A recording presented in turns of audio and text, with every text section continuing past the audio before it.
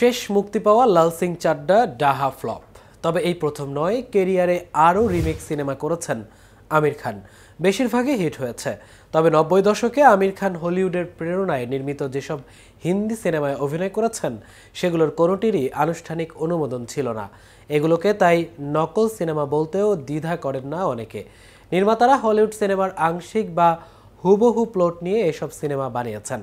বলিউডের এই অভিনেতা আমির খানের জন্মদিন উপলক্ষে তার সেরা 5টি রিমেক সিনেমার গল্প নিয়েই আমি মামুনুর রহমান আছি আপনাদের সাথে।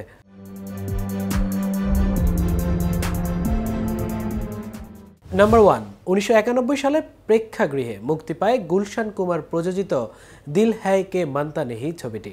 এই ছবির পরিচালনার দায়িত্বে ছিলেন মহেশ ভাট। মহেশ কন্যা পূজার বিপরীতে অভিনয় করেছিলেন আমির। বক্স অফিসে হিটও করেছিল ছবিটি। তবে রোমান্টিক কমেডি ঘরানার এই ছবির গল্পে 1934 সালে মুক্তি পাওয়া ইট হ্যাপেন্ড ওয়ান নাইট ছবির মূল চিত্রনাট্যের ছাপ পাওয়া গেছে। পরে দিল হ্যায় কে মানতা নেহি ছবিটির তামিল রিমেক কড়াই রোজাভে ও কন্নড় রিমেক হদুগাতা বানানো হয়।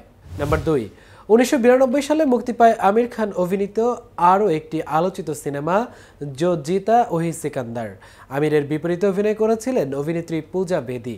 এই ছবিতে একটি বিশেষ চরিত্রে কাজ করার সুযোগ পেয়েছিলেন আমিরের ভাই ফয়সাল খানও। কমেডি ড্রামা ছবিটির চিত্রনাট্য 1979 সালে মুক্তিপ্রাপ্ত ব্রেকিং অ্যাওয়ে ছবি থেকে অনেকটাই অনুপ্রাণিত।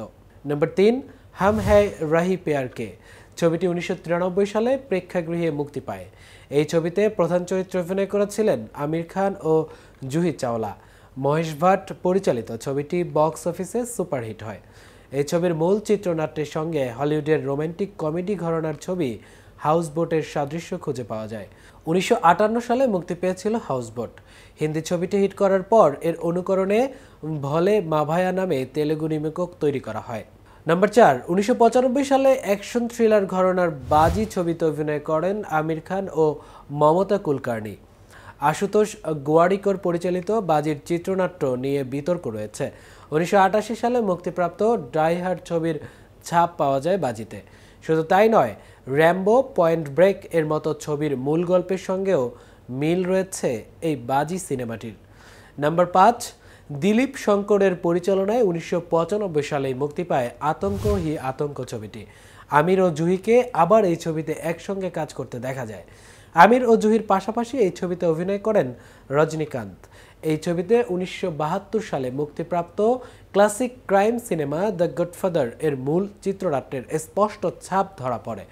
এই ছবিতে বড় মাপের অভিনেতারা কাজ করলেও বক্স অফিসে ছিল চূড়ান্ত ফ্লপ। এই ছিল এখনকার মতো। পরবর্তী ভিডিও দেখার আমন্ত্রণ জানিয়ে এখানেই শেষ করছি। এতক্ষণ কেটিভির সাথে থাকার জন্য ধন্যবাদ।